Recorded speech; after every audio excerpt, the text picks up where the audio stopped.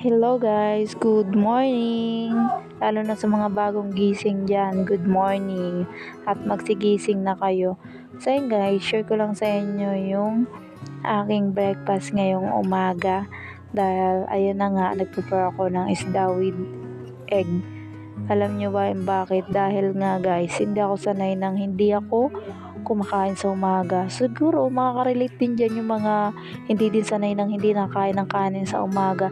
Dahil once na nagkape or nagtinapay lang ako, naggatas ng, oh guys, asahan nyo talagang hindi kakayanin ng akin tiyan. Kaya mas better sa akin na kumakain ako ng kanin sa umaga dahil mas the best sa akin yun na yun yung aking almusal. Kaya kayo dyan guys ay mag-almusal na din kayo at mahirap na magpalipas ng kain dahil ay kapalit na yan ay sakit ulo kaya yung tinatawag na ulcer.